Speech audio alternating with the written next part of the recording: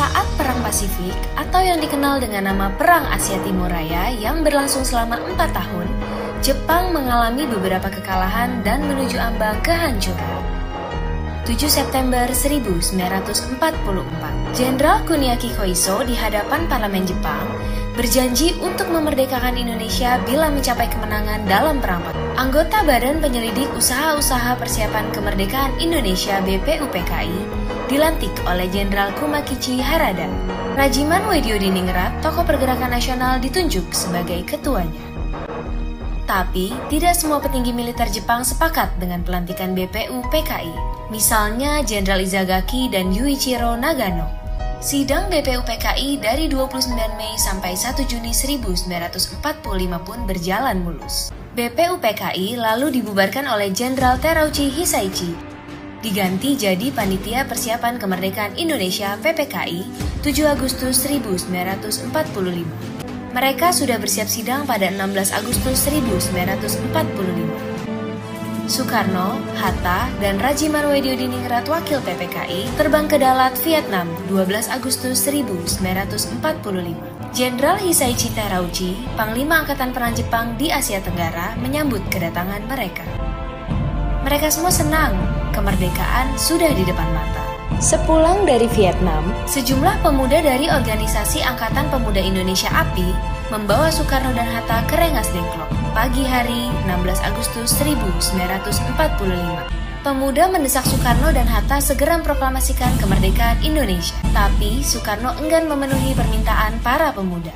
Soekarno, Hatta, dan Ahmad Subarjo merumuskan naskah proklamasi kemerdekaan tanpa gangguan dari Jepang. Kemerdekaan bukan lagi impian. Hari bersejarah itu tiba. Soekarno membacakan naskah proklamasi kemerdekaan Indonesia ke banyak orang di rumahnya, di Jalan Pegangsaan Timur nomor 56 Jakarta. Proklamasi. Kami, bangsa Indonesia, dengan ini menyatakan kemerdekaan Indonesia. Hal-hal yang mengenai pemindahan kekuasaan dan lain-lain diselenggarakan dengan cara saksama dan dalam tempo yang sesingkat-singkatnya. Jakarta, 17 Agustus 1945, atas nama bangsa Indonesia, Soekarno, Hatta.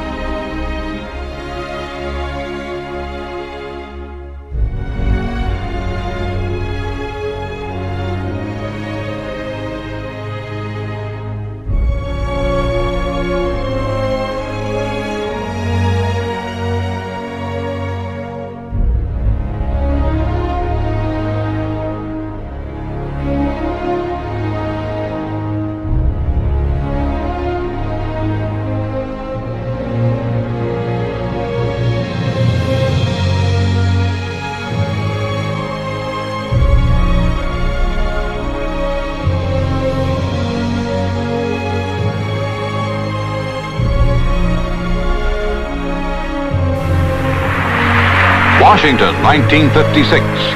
Ahmed Sukarno, President of Indonesia, proclaims the 5 guiding principles of his infant nation.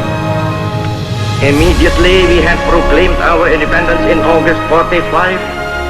We attached as preamble to our constitution the Pancasila. Panca means 5, Sila means principle.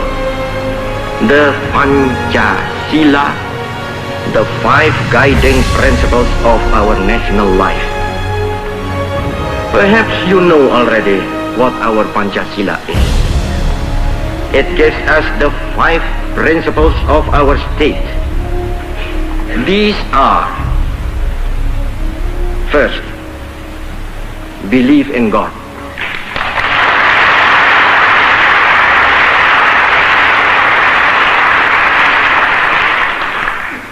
Assalamualaikum warahmatullahi wabarakatuh. Perkenalkan, kami dari kelompok 1 kelas 9A. Di kesempatan kali ini kami ingin mempresentasikan soal IPS perkembangan di masa awal kemerdekaan. Di sini kami terdiri dari beberapa anggota. Yang pertama ada Ahmad Maulana absen 1, lalu ada Alifa Aulia absen 2, ada Ananisa Aulia absen 3, ada saya sendiri Atal Nabi Salman absen 4, ada Azril Miza Buhori absen 5, dan ada Bintang Adi Pramudia absen 6, dan yang terakhir ada Karlin Kristania Tampai absen 7. Lalu apa saja yang ada di dalam kemerdekaan Indonesia pada tahun 1945 sampai 1950? Perkembangan Indonesia pada awal kemerdekaan. Indonesia negara arsipelago yang terletak di antara benua Asia dan Australia serta Samudra Hindia dan Pasifik ini merupakan negara yang telah merdeka dan tepat di 2022 ini memasuki usia yang ke-77 tahun.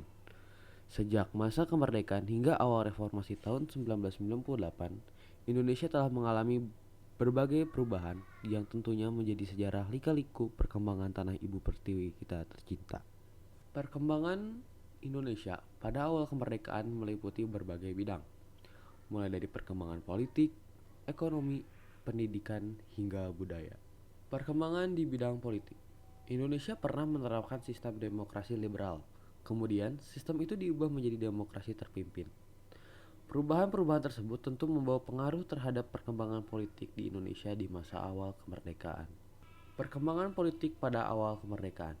Pada awal kemerdekaan, situasi politik Indonesia masih mencari bentuknya. Hal ini ditandai dengan berbagai perubahan yang terjadi. Contohnya pembentukan struktur pemerintahan yang lengkap. Saat proklamasi kemerdekaan tanggal 17 Agustus 1945, Indonesia belum memiliki struktur pemerintahan yang lengkap karena Indonesia belum menentukan kepala pemerintahan dan belum menerapkan sistem administrasi yang jelas. Oleh karena itu, setelah proklamasi kemerdekaan bangsa Indonesia segera membentuk kelengkapan pemerintahan sebagai berikut. Pengesahan UUD 1945. UUD 1945 diterapkan dalam rapat PPWKI yang diselenggarakan pada tanggal 18 Agustus 1945. Dengan ditetapkannya UUD 1945, pada rapat tersebut Indonesia memiliki landasan dalam melaksanakan kehidupan berbangsa dan bernegara. Pemilihan presiden dan wakil presiden. Pada rapat yang sama dilakukan pemilihan presiden dan wakil presiden. Dalam pemilihan tersebut, Ir Soekarno dan Dr. Andes Muhammad Hatta terpilih sebagai presiden dan wakil presiden pertama di Indonesia. Pembagian wilayah Indonesia.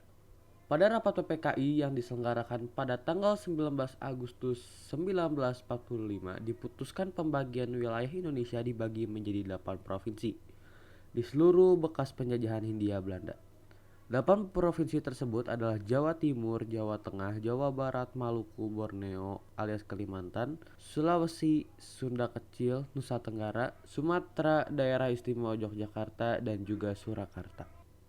Pembentukan kementerian. Setelah pembagian wilayah Indonesia, Rapat Panitia Persiapan Kemerdekaan Indonesia atau disingkat PPKI dilanjutkan untuk membentuk kementerian. Dalam rapat ini diputuskan pembentukan kementerian-kementerian untuk menguji benar atau salahnya sebuah hipotesis. Di antaranya adalah sebagai berikut. Departemen Dalam Negeri, Departemen Luar Negeri, Departemen Kehakiman, Departemen Keuangan, Departemen Kemakmuran, Departemen Kesehatan, Departemen Pengajaran, Departemen Pendidikan, dan pada tanggal 22 Agustus 1945 PPKI kembali menyelenggarakan rapat pembentukan KNIP atau Komite Nasional Indonesia Pusat. Politik. Indonesia pernah menerapkan sistem demokrasi liberal. Kemudian sistem itu diubah menjadi demokrasi terpimpin. Perubahan-perubahan tersebut tentu membawa pengaruh terhadap perkembangan politik di Indonesia. Perkembangan politik pada awal kemerdekaan. Pada awal kemerdekaan, situasi politik Indonesia mencari bentuknya. Hal ini ditandai dengan berbagai perubahan yang terjadi. Contohnya, pembentukan struktur pemerintah yang lengkap. Saat proklamasi kemerdekaan tanggal 17 Agustus 1945, Indonesia belum memiliki struktur pemerintah yang lengkap karena Indonesia belum menentukan kepala pemerintah dan belum menerapkan sistem administrasi yang jelas. Oleh karena itu, setelah proklamasi kemerdekaan, bangsa Indonesia segera membentuk kelengkapan pemerintah sebagai berikut. Pengesahan Undang-Undang Dasar 1945. Undang-Undang Dasar 1445 ditetapkan dalam rapat PPKI yang diselenggarakan pada tanggal 18 Agustus 1945 dengan ditetapkannya Undang-Undang 1945. Ada rapat tersebut, Indonesia memiliki landasan dalam melaksanakan kehidupan bernegara. Pemilihan Presiden dan Wakil Presiden. Pada rapat yang sama dilakukan pemilihan Presiden dan Wakil Presiden. Dalam pemilihan tersebut, Soekarno dan Drs. M. Hatta terpilih sebagai Presiden dan Wakil Presiden pertama di Indonesia. Pembagian wilayah Indonesia. Pada rapat PPKI yang diselenggarakan pada tanggal 19 Agustus 1945 diputuskan pembagian wilayah Indonesia dibagi menjadi 8 provinsi di seluruh kelas penjajahan Hindia Belanda. 8 provinsi tersebut adalah Jawa Timur, Jawa Tengah, Jawa Barat, Maluku, Borneo, Kalimantan, Sulawesi, Sunda Kecil, Sumatera, Daerah Istimewa Yogyakarta, dan Surakarta. Pembentukan kementerian. Setelah pembagian wilayah Indonesia, rapat panitia persiapan kemerdekaan Indonesia PPKI dilanjutkan untuk membentuk kementerian. Dalam rapat ini diputuskan membentuk kementerian untuk menguji benar dan atau salahnya sebuah hipotensi. Di antaranya adalah sebagai berikut: Departemen Dalam Negeri, Departemen Luar Negeri, Departemen Kehakiman, Departemen Keuangan, Departemen Kemakmuran, Departemen Kesehatan, Departemen Pengajaran Pendidikan pada tanggal 22 Agustus 1945. PPKI kembali menyelenggarakan rapat pembentukan KIP, membentuk kekuatan pertahanan dan keamanan. Pada tanggal 23 Agustus, Presiden Soekarno mengesahkan Badan Keamanan Rakyat sebagai badan kepolisian yang bertugas menjaga keamanan. Selanjutnya pada tanggal 5 Oktober dibentuk Tentara Nasional yang disebut dengan TKR. Sejak merdeka, pemerintah Indonesia berupaya menjalankan pemerintah sesuai dengan Undang-Undang Dasar 1945, namun kenyataan hal-hal yang telah ditetapkan dalam Undang-Undang Dasar 1945 tidak dapat sepenuhnya dilaksanakan sebagaimana mestinya. Hal ini disebabkan oleh perubahan situasi politik di Indonesia. Situasi politik tersebut diantaranya adanya persetujuan Konferensi Meja Bundar atau disingkat dengan KMB pada 23 Agustus sampai 2 November 1949. Konferensi Meja Bundar KMB diselenggarakan di Den Haag, Belanda. Dalam konferensi ini, Belanda mengakui Republik Indonesia Serikat sebagai negara yang merdeka dan berdaulat. Pengakuan Belanda terhadap RIS memberikan keuntungan bagi Indonesia karena Belanda mengakui secara formal kedaulatan penuh negara Indonesia di bekas wilayah Hindia sampai Belanda. Meskipun membawa keuntungan, pengakuan ini juga membawa dampak negatif. Republik Indonesia yang semula berbentuk negara kesatuan perubahan menjadi negara serikat akibat Republik Indonesia hanya menjadi salah satu negara bagian saja dari RIS. Di wilayah mana aja sih RIS berada? 1. Negara bagian meliputi negara Indonesia Timur, negara Pasundan, negara Jawa Timur, negara Madura, negara Sumatera Timur, dan Republik Indonesia. 2. Kenegaraan Satuan meliputi Kalimantan Barat, Kalimantan Timur, Kalimantan Tenggara, Banjar, Dayak Besar, Bangka, Belitung, Riau, dan Jawa Tengah. 3. Daerah Swab-Raja meliputi Kota Waringin, Sabang, dan Padang.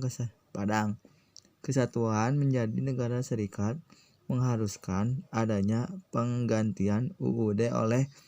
Karena itu disusunlah naskah UUD Republik Indonesia Serikat yang diberi nama Konstitusi RIS. Selama berlakunya Konstitusi RIS 1949, UUD 1945 tetap berlaku, tetapi hanya untuk negara bagian Republik Indonesia. Hanya merupakan salah satu negara bagian RIS secara tidak langsung telah memperlemah posisi dan kedudukan Republik Indonesia. Hal inilah yang diharapkan oleh Belanda karena negara-negara bagian bentukan Belanda tentu lebih memberikan dukungan kepada Belanda sebagai pembentukan daripada pemerintahan Republik Indonesia. Dalam perkembangannya, rencana Belanda untuk tetap menanamkan pengaruhnya di Indonesia melalui pembentukan RIS mengalami kegagalan. Hal ini justru disebabkan sejak proklamasi kemerdekaan sebenarnya rakyat Indonesia menghendaki bentuk negara kesatuan. Terbentuknya RIS benar-benar dianggap tidak sesuai dengan jiwa dan semangat proklamasi 17 Agustus 1945. Pemerintahannya RIS dinilai sebagai bentuk warisan penjajah yang dimaksudkan untuk dapat mempertahankan kekuasaannya di Indonesia. Tidak sampai 1 tahun setelah pembentukan RIS, muncul berbagai penggerakan di negara-negara bagian negara ini hendak bergabung dengan RI untuk mewujudkan Negara Kesatuan Republik Indonesia atau disingkat dengan NKRI. Pada awal bulan Mei 1950 terjadinya penggabungan negara-negara bagian dalam negara RIS sehingga hanya tinggal 3 negara bagian, yaitu Negara Republik Ilmu Pengetahuan Sosial 95 Indonesia, Negara Indonesia Timur, dan Negara Sumatera Timur. Perkembangan berikutnya adalah munculnya kesepakatan antara RIS yang mewakili negara Indonesia. Kesepakatan tersebut kemudian dituangkan dalam Piagam Persetujuan tanggal 19 Mei 1950. Untuk mengubah negara serikat menjadi negara kesatuan diperlukan UUD Negara Kesatuan. Oleh karena itu dibentuklah UUDS 1950 atau Undang-Undang Dasar Sementara 1950 sebagai pengganti Konstitusi RIS. Pada tanggal 17 Agustus 1950 RIS resmi dibubarkan dan Indonesia kembali menjadi negara kesatuan Republik Indonesia. Ekonomi. Pada awal kemerdekaan, keadaan ekonomi bangsa Indonesia masih belum stabil. Hal ini disebabkan oleh masalah-masalah ekonomi yang sering terjadi saat itu. Misalnya, inflasi yang terlalu tinggi atau hiperinflasi, dan blokade laut yang dilakukan Belanda. Permasalahan inflasi. Beberapa bulan setelah proklamasi kemerdekaan, bangsa Indonesia mengalami inflasi yang terlalu tinggi atau hiperinflasi. Inflasi terjadi karena uang Jepang beredar secara tak terkendali. Pada saat itu, pemerintah tidak dapat menyatakan mata uang Jepang tidak berlaku karena belum memiliki mata uang sendiri sebagai penggantinya. Kas negara pun kosong. Pajak dan biaya cukai masuk sangat kecil. Untuk mengatasi masalah ini, pemerintah mengambil kebijakan berlakunya mata uang devalvasi bank, mata uang pemerintahan Hindia Belanda, dan mata uang pendudukan Jepang. Blokade laut yang dilakukan oleh Belanda dimulai pada bulan November 1945. Blokade ini menutup pintu keluar masuk perdagangan Indonesia. Akibatnya, barang-barang dagangan milik Indonesia tidak dapat diekspor dan Indonesia tidak dapat memperoleh barang-barang impor yang sangat dibutuhkan. Tujuan Belanda Melakukan blokade ini adalah untuk meruntuhkan perekonomian Indonesia. Dalam rangka menghadapi blokade laut ini, pemerintah melakukan berbagai upaya, diantaranya sebagai berikut. Melaksanakan program pinjaman nasional. Program pinjaman nasional dilaksanakan oleh Menteri Keuangan IR Surakman dengan persetujuan dari Badan Pekerja Komite Nasional Indonesia Pusat. Pinjaman yang direncanakan sebanyak 1 miliar rupiah dan dibagi atas 2 tahap. Pinjaman akan dibayar kembali selambat-lambatnya dalam waktu 40 tahun. Pada bulan Juli 1946, seluruh penduduk Jawa dan Madura diharuskan menyetorkan sejumlah uang kepada Bank Tabungan Pos dan rumah-rumah pegadaian. Pelaksanaan pinjaman ini dinilai sukses. Kesuksesan merupakan bukti dukungan rakyat terhadap negara. Melakukan diplomasi ke India pada tahun 1946. Indonesia membantu pemerintah India yang tengah menghadapi bahaya kelaparan dengan mengirimkan beras seberat 500.000 ton. Sebagai imbalannya, pemerintah India menjanjikan akan mengirimkan bahan pakaian yang sangat dibutuhkan rakyat Indonesia.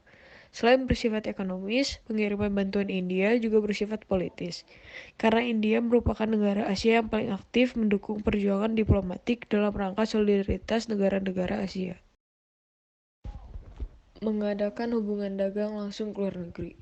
Usaha mengadakan hubungan dagang ke luar negeri itu dirintis oleh Banking and Trading Corporation, suatu badan perdagangan sepemerintah.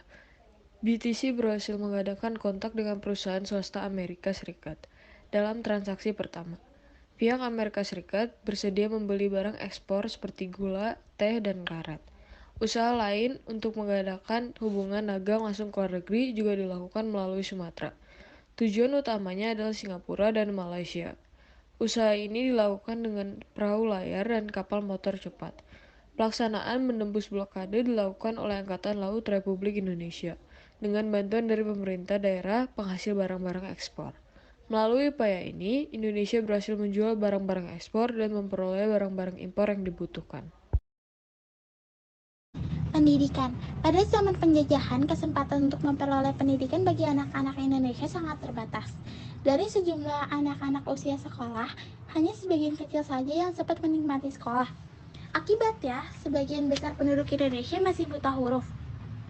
Oleh karena itu, segera setelah proklamasi kemerdekaan, pemerintah mengangkat Ki Hajar Dewantara sebagai Menteri Pendidikan, Pengajaran dan Kebudayaan atau PP&K. Ki Hajar Dewantara menjabat jabatan ini hanya selama 3 bulan. Kemudian, jabatan Menteri PP&K dijabat oleh Mulia, yang hanya menjabat selama 5 bulan. Selanjutnya, jabatan Menteri PP&K dijabat oleh Muhammad Syafri. Kemudian ia digantikan oleh Suwandi. Pada masa jabatan Suwandi, dibentuk Panitia Penyelidik Pengajaran Republik Indonesia yang bertugas untuk meneliti dan merumuskan masalah pengajaran setelah kemerdekaan. Setelah menyelesaikan tugasnya, panitia ini menyampaikan saran-saran kepada pemerintah. Kemudian disusunlah dasar struktur dan sistem pendidikan di Indonesia. Tujuan umum pendidikan di Indonesia merdeka adalah mendidik anak-anak menjadi warga negara yang berguna, yang diharapkan kelak dapat memberikan pengetahuan kepada negara. Dengan kata lain, tujuan pendidikan pada masa itu lebih menekankan pada penanaman semangat patriotisme. Ilmu pengetahuan sosial 119 pendidikan pada awal kemerdekaan terbagi atas 4 tingkatan, yaitu pendidikan rendah, pendidikan menengah pertama, pendidikan menengah atas, dan pendidikan tinggi. Pada akhir tahun 1949 tercatat sejumlah 24.775 buah sekolah rendah di seluruh Indonesia. Untuk pendidikan tinggi sudah ada sekolah tinggi dan akademi di beberapa kota seperti Jakarta, Klaten, Solo, dan Yogyakarta. Perkembangan budaya sebenarnya sudah terjadi sejak Indonesia belum merdeka. Banyak seniman yang melakukan perjuangan dengan menggunakan karya seninya, seperti lukisan, puisi, prosa. Misalnya, Raden Saleh melakukan kritik terhadap penjajah Belanda dengan menggunakan media seni lukis. Lukisan yang dibuat oleh Raden Saleh menggambarkan suatu penderitaan rakyat Indonesia dan juga kekejaman dari penjajah Belanda. Sekian dari kelompok kami, mohon maaf jika ada kesalahan dalam pengucapan. Semoga informasi yang kami sampaikan bermanfaat. Wassalamualaikum warahmatullahi wabarakatuh.